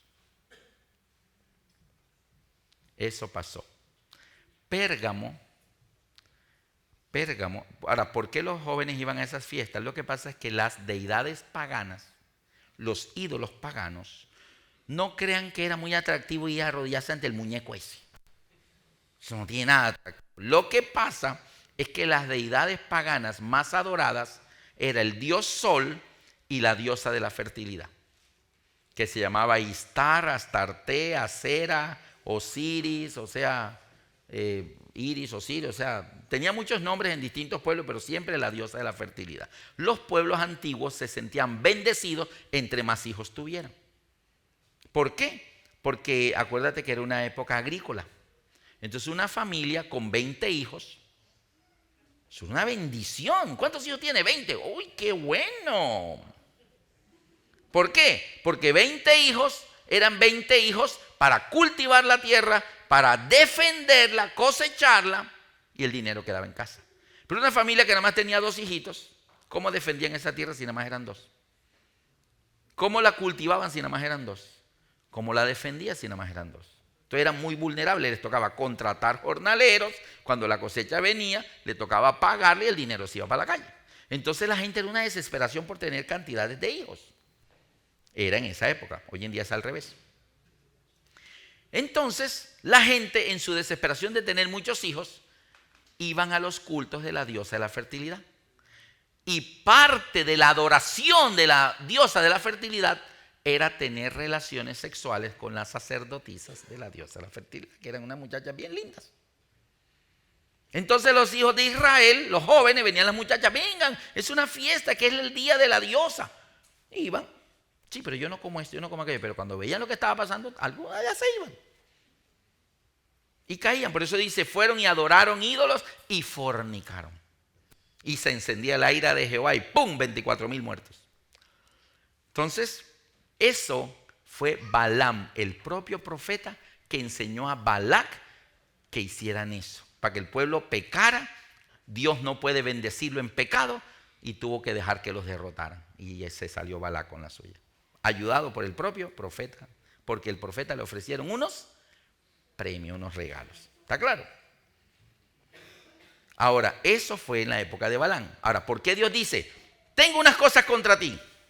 La iglesia de Pérgamo, ya sé dónde vives, ahora vives donde está el trono de Satanás, pero te sigues llamando por mi nombre y retienes mi fe, aún en los días en que Antipas, mi testigo fiel, fue muerto entre vosotros, donde mora Satanás. O sea, alguien se opuso, no hagan esto, esto es pecado. ¡Pum! Lo mataron. ¿Qué pasó? Constantino, año 313, derrota a Diocleciano y sube al trono. Y Constantino detiene la persecución de los romanos contra los cristianos. Y le preguntaron, pero emperador, ¿por qué si hay que exterminar esa secta? ¿Y por qué tú quieres detener la persecución? Porque yo soy cristiano. El propio emperador era cristiano, se convirtió Constantino. Y entonces la gente ya no pudieron perseguir más a los cristianos porque el propio emperador era cristiano. Constantino detuvo la persecución, hizo decretos para que las oficinas de finca raíz, de propiedades, hicieran la devolución de las propiedades decomisadas a los cristianos los 200 años que habían pasado. Así que a la gente le devolvieron las casas de sus ancestros, de sus abuelos, tatarabuelos, las fincas, los campos de cultivo, le devuelve a los cristianos las propiedades. Comenzaron los regalos. Primero, no más persecución. Segundo, les vamos a devolverle las propiedades. La palabra Pérgamo significa elevada, exaltada. Porque la iglesia en la anterior, o sea, en Esmirna, era la iglesia de las catacumbas, la iglesia de los subterráneos. Pero ahora con Constantino favoreciéndola, fue elevada. Sale a la superficie, ya no se tiene que esconder. La iglesia no tenía templos, no tenía templos. ¿Cómo iba a tener templos si los perseguían? No tenía dónde reunirse. Y el número de cristianos era casi que la mitad del imperio. Más de la mitad del imperio eran ya cristianos, escondidos. Entonces, Constantino dona a la iglesia unos edificios. Y esto lo aprendí en la universidad estudiando arquitectura. Constantino donó unos edificios que se usaban para tertulias, para reuniones, donde la gente allí expresaba sus ideas y explicaba sus ideas. Y esos edificios de tertulias eran edificios romanos, se llamaban basílicas. Y Constantino donó muchas basílicas que eran edificios del gobierno para que la iglesia se reuniera. Basílicas, ese nombre a ustedes le dice algo. Con los siglos, hoy en día basílica es una gran iglesia, una iglesia gigantesca. Pues originalmente eran los edificios donde el pueblo se reunía a debatir situaciones. Y él dice, tomen estos edificios, y los donó a la iglesia, donado por el gobierno. Y la iglesia, amén, aleluya, gloria a Dios. Dios nos está favoreciendo. Constantino se declara cristiano, pero no se bautiza. Duró pensándolo toda la vida. Se bautizó casi que en el lecho de muerte. Ya cuando se iba a morir, dice, bueno, ahora sí bautíceme. Ya cuando se iba a morir. Pero él todo el tiempo se confesó cristiano. Constantino le pidió a los pastores de la iglesia que la palabra pastor en el original de la Biblia es la palabra obispo. Si alguno anhela ser obispo, buena obra desea. Pero es necesario que el obispo sea casado, marido de una mujer, que tenga a sus hijos en sujeción. Eso está en Timoteo. Entonces los pastores de la iglesia eran obispos. Y Constantino pidió a algunos pastores de la iglesia que vinieran al palacio de gobierno para que fueran sus consejeros de gobierno. ¿Tú te imaginas la iglesia reunida en un culto y que llegue la guardia pretoriana, militarice el lugar porque el emperador va a asistir al culto y el emperador se siente en primera fila? ¿Qué pide la gente? Que hable, que hable. Por lo tanto, el emperador habló a la multitud. El emperador era miembro de la iglesia. Entonces el emperador le dice a los pastores, vengan y me ayudan a gobernar. Oren por mí que tengo que tomar decisiones difíciles. Entonces los pastores comienzan a formar parte de algo que Constantino organizó que se llama Sacrum Consistorium. Busquen esto en internet. Esto está en internet. Es más, vayan a la casa y pongan Constantino y lean todo lo que dice ahí. A mí no me crea. Léalo, está ahí. Constantino. Constantino el Grande también aparece porque. Entonces, él organiza algo llamado Sacrum Consistorium. Era un consejo de gobierno y pidió altos dignatarios de la iglesia que formaran parte de ese consejo de gobierno para que lo ayudaran a gobernar. Pero al mismo tiempo, como los pastores comenzaron a formar parte del consejo de gobierno, dijo, y me permiten a mí ser miembro de la junta de iglesia. Ustedes me ayudan a gobernar el imperio y permitan que yo ayude a gobernar la iglesia. Y le dijeron, claro, venga para que sea anciano de iglesia. Y Constantino ahora es parte de la junta de la iglesia. Y Constantino el día 7 de marzo del año 321 hizo un edicto que es conocido en la historia como el edicto de Constantino. dice: descansen todos el venerable día del sol. Y Constantino hizo un edicto donde instituyó el día domingo como día de guardar. La iglesia hasta ese momento, 300 años después de Cristo, venía guardando el mandamiento de la ley de Dios, que es el cuarto mandamiento, que dice: acuérdate del día sábado para santificarlo. 6 días trabajarás y harás toda tu obra, mas el séptimo día es sábado para Jehová tu Dios.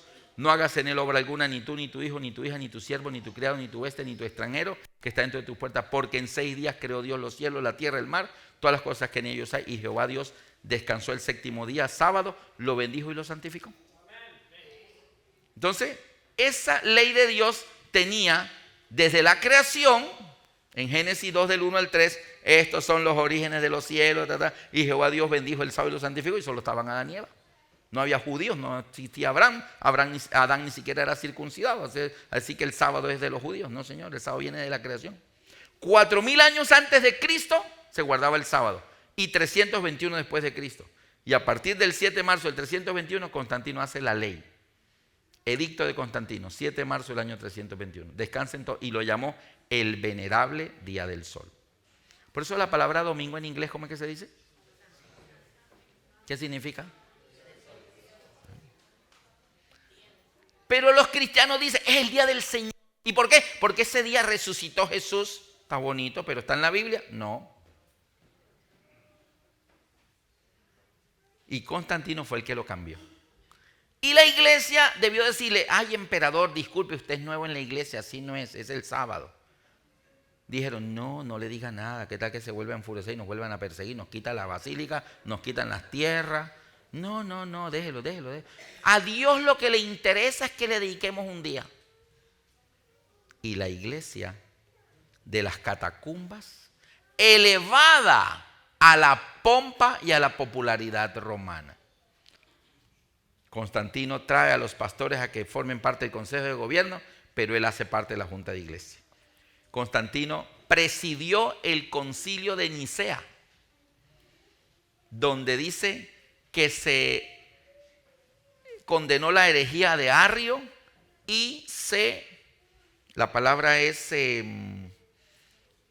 se definió el dogma cristiano. O sea, ahí se definieron las creencias. La pregunta es, ¿usted cree que en ese año, 300 años después de Cristo, era para definir las creencias cristianas o ya estaban definidas de que Jesús vino a la tierra? Él lo que hizo fue que las redefinió. ¿Qué pasó allí, queridos hermanos? Lo que sucedió fue que Constantino, al entrar a la iglesia, dar los regalos, dar la paz, la tranquilidad, ya no persecución, devolver propiedades, proveer todo para el imperio y todas esas cosas, la iglesia tuvo que tomar una decisión. Y la iglesia de Cristo se vendió. Los cristianos de Pérgamo entregaron por conveniencia los principios de fe y verdad que sus antepasados de Éfeso y Esmirna habían defendido a costa de sus propias vidas. Los dirigentes de la iglesia permitieron que el emperador hiciera cambios. Hasta ese momento había existido el cristianismo puro, al punto que se hacían matar. Y había existido el paganismo puro, al punto que mataban al que no aceptara adorar al emperador y al sol. Pero de Constantino para acá, es como si hubiéramos tomado un tarro de pintura blanca y un tarro de pintura negra. Y ya el blanco puro no existe. Y el negro puro tampoco. Ahora existe gris.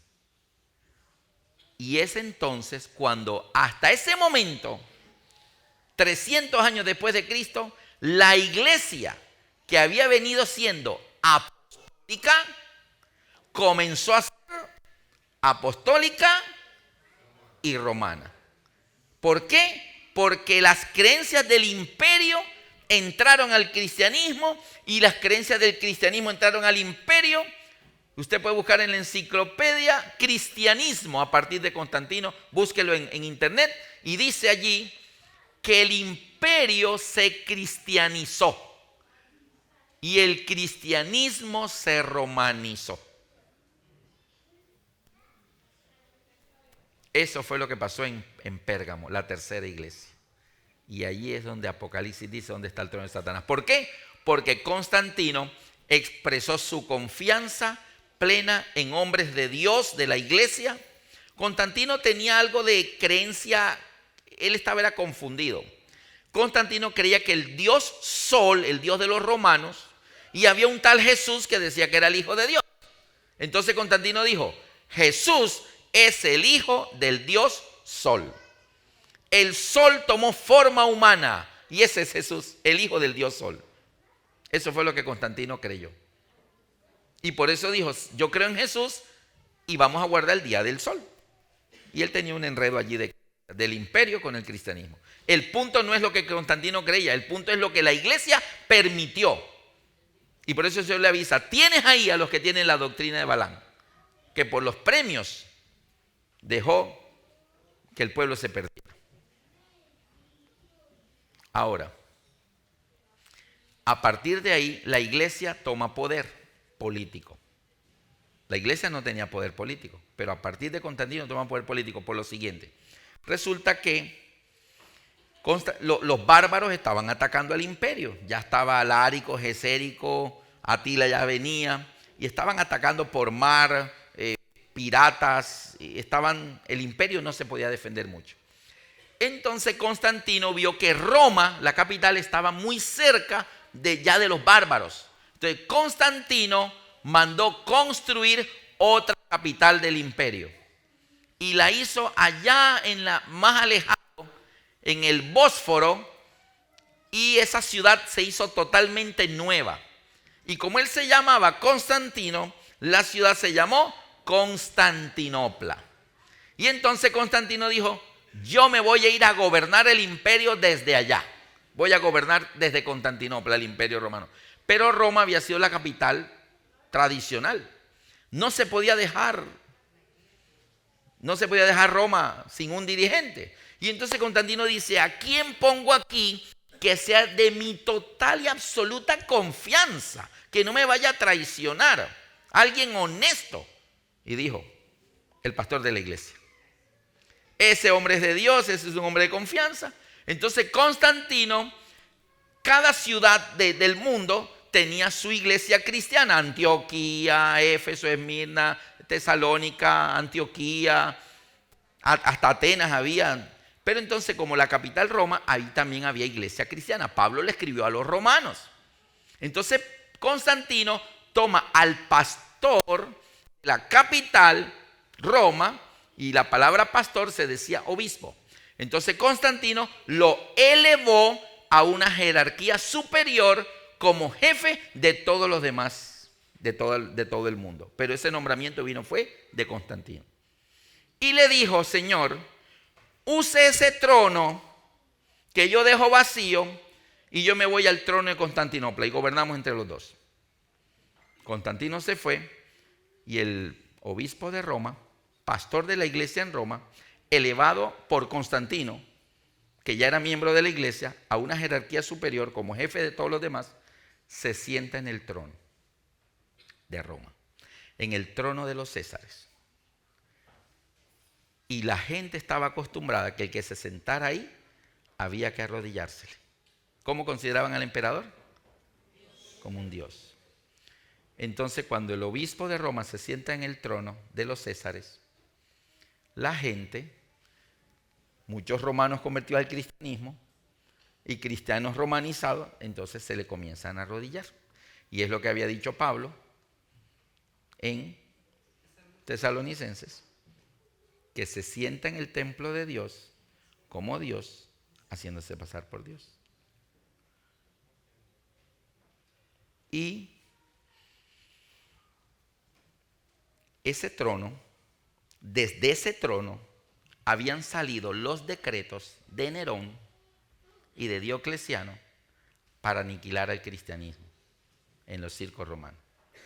Siglos después, desde ese mismo trono, salen las órdenes para que la Inquisición mate a los que leen la Biblia. Desde el mismo trono. Primero ocupado por los Césares y ahora ocupado por los obispos. y ahí se fraguó la idea de la Santa Inquisición, el que lea la Biblia, porque una vez que se lee la Biblia, ¿qué pasa con la gente que lee la Biblia? Vamos a irnos al libro de Apocalipsis, capítulo 22, versículo 8. Apocalipsis 22, 8 al 9. Yo, Juan, soy el que oyó y vio estas cosas, y cuando las hube oído y visto, me postré para adorar a los pies del ángel que me mostraba estas cosas. ¿Qué hizo Juan cuando terminó de ver todo lo del Apocalipsis? ¿A quién se le arrodilló? Al ángel. Viene del cielo. Pero él me dijo, versículo 9, mira, no lo hagas, porque yo soy consiervo tuyo y de tus hermanos los profetas y de los que guardan las palabras de este libro. Adora a Dios. ¿El ángel dejó que Juan se le arrodillara? No, dijo, no señor, a mí no, adore a Dios. Hechos de los Apóstoles, capítulo 10.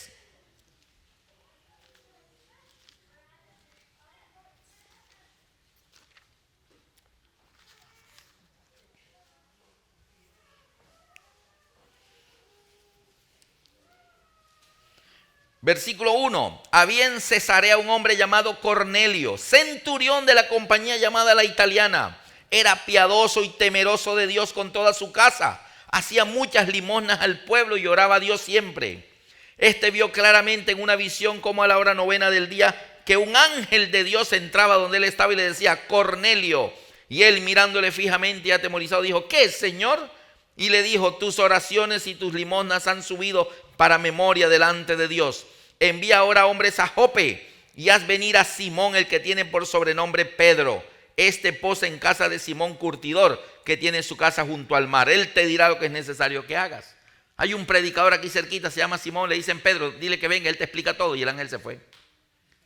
Así que manda 3 hombres allá donde Pedro, y Pedro viene a la casa de Cornelio. Y mira lo que era un centurión romano, pero que amaba al Dios de Israel, al Dios del cielo, y era dadivoso y era piadoso. Era sincero, pero era romano. Ahora mira esto, en el versículo 24, al otro día entraron en Cesarea y Cornelio los estaba esperando, habiendo convocado a sus parientes y amigos más íntimos. Cuando Pedro entró, salió Cornelio a recibirle y postrándose a sus pies, ¿qué hizo? Adoró. Él era romano y los romanos acostumbraban en sus creencias a todo ser que consideraban superior a arrodillársele. Él cree en Dios, pero él quiere saber más. Entonces tráigame al predicador y dice, este es el hombre que caminó sobre las aguas. ¡Wow! El gran Pedro, y se le arrodilla a adorarlo. Era su creencia sincera. ¿Pero qué hace Pedro? Sí, adóreme porque yo soy Pedro. No, ¿qué hace Pedro? Versículo 26. Mas Pedro le levantó diciendo, levántate, pues yo mismo también soy hombre. Usted no encuentra en la Biblia por ningún lado a ningún cristiano, ni que enseñe ni que permite este tipo de cosas. Pero las creencias romanas sí las tenían. Y esas creencias entraron al cristianismo cuando Constantino entró. Y los cristianos dijeron, dejémoslo. No lo contradigan. ¿Qué tal que se enoje de nuevo y nos vuelvan a perseguir? Ahora, cuando el obispo o el pontífice o el obispo de la iglesia de Roma es elevado a una jerarquía superior por Constantino y le cede el trono de los Césares, entonces adquiere además poder político, porque ese trono era de gobierno, era de gobierno. Y entonces la iglesia, el imperio romano poco a poco se va desmembrando hasta que se destruye completamente y desaparece la Roma imperial, pero queda Roma papal. Y Roma papal habla en latín. Roma papal enseña que hay que guardar el domingo. Roma papal enseña, porque es que cuando tú lees la Biblia, entonces entras en contradicción con las enseñanzas de Roma papal. Entonces Roma papal dice, mientras la gente esté leyendo esa cosa, no me van a aceptar a mí, entonces quitémosla. Y pasaron más de 1500 años de historia donde a la gente le quitaron la Biblia de sus manos. Y la gente sincera, como Cornelio, hacían lo que le decían, hacían lo que veían. Pero Dios rescataría esa verdad y la volvería a poner en alto para ti. Tú estás aquí, querido amigo, esta noche no por casualidad. No estás aquí porque... Tú estás aquí porque Dios tiene un plan para tu vida. Dios quiere que tú conozcas la verdad de la Biblia. Es la palabra de Dios. Y acuérdate que Pablo dijo, no os dejéis mover fácilmente de vuestro modo de pensar. ¿Qué pasó en los tiempos de Constantino? A la iglesia se le comenzó ¿qué? A cambiar el modo de pensar.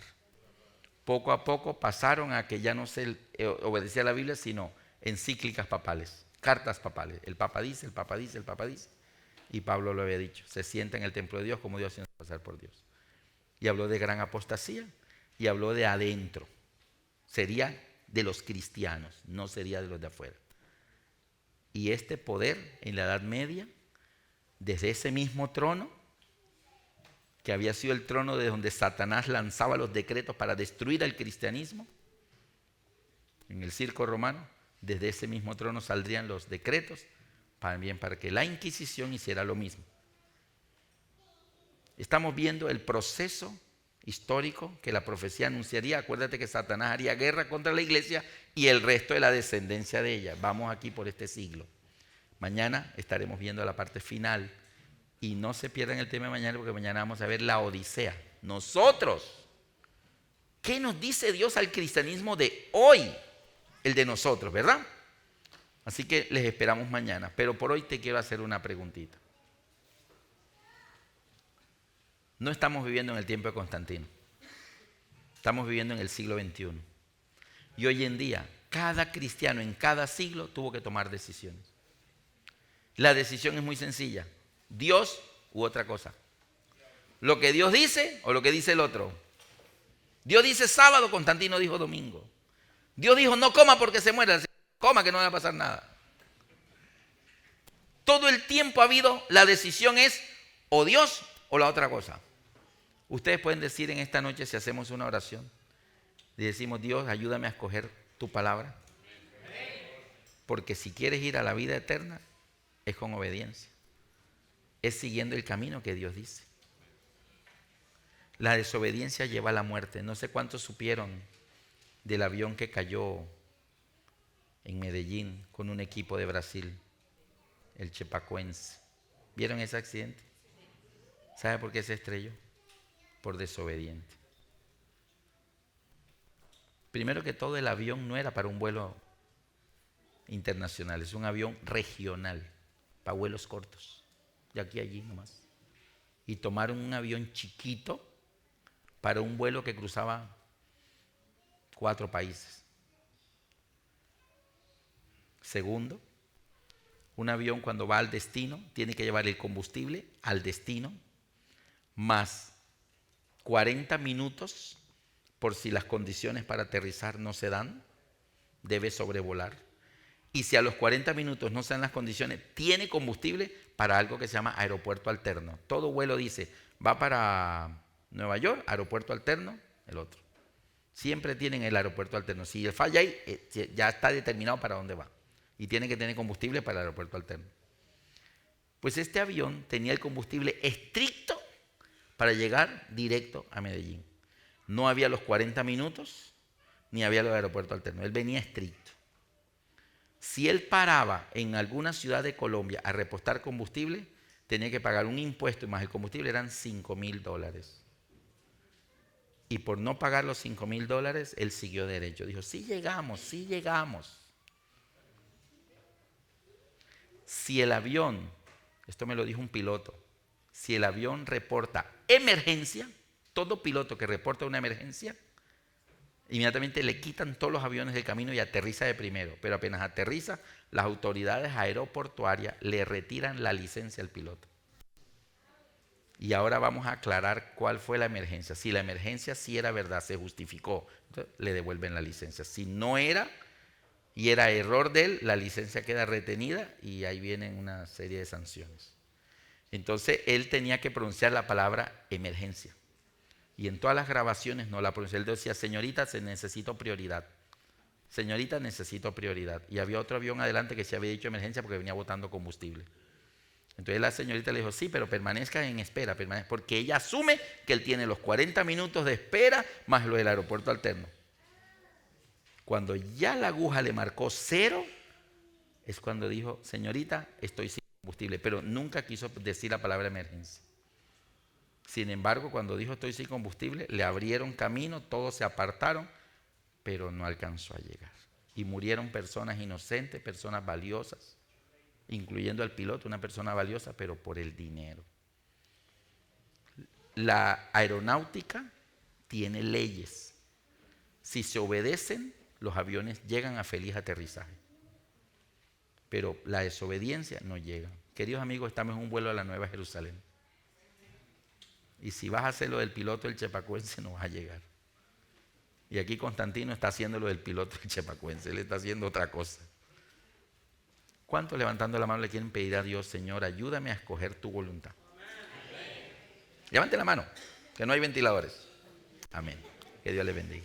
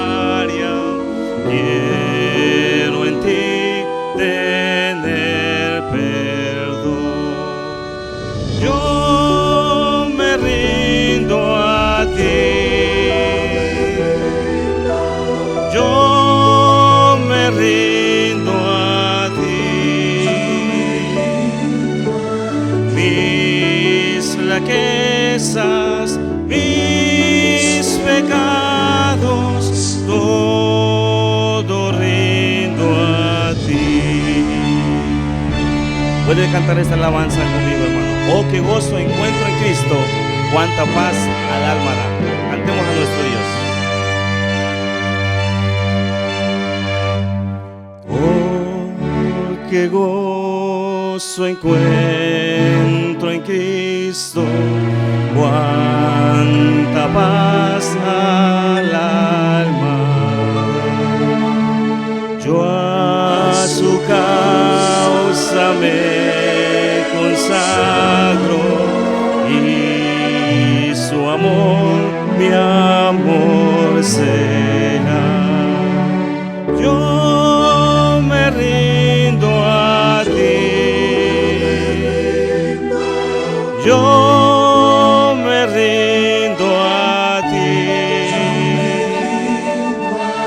Mis flaquezas, mis pecados, todo rindo a ti.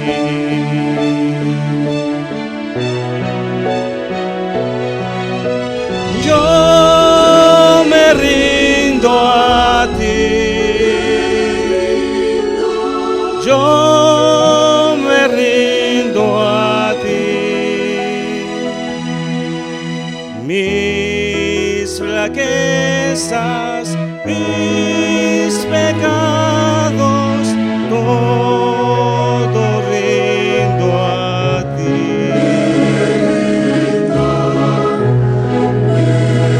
Venid luego, dice Jehová, y estemos a cuenta. Si vuestros pecados fueren como la grana, como la nieve serán emblanquecidos. Si fuesen rojos como el carmesí, vendrán a ser como blanca lana. Yo soy el que borro tus rebeliones, y esto lo hice por amor a mí mismo, y nunca más me acordaré de tus pecados, dice Jehová. Alabado sea mi Señor.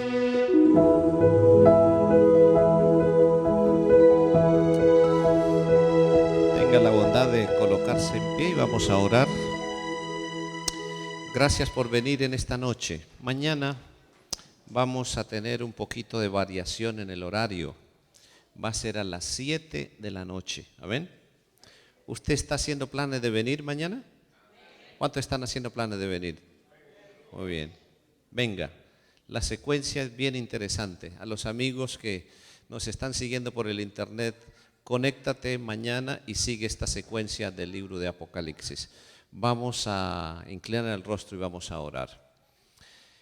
Padre bueno, gracias por la Biblia, porque es tu palabra y ella nos enseña que debe adorarse al único Dios, creador de cielos y tierra.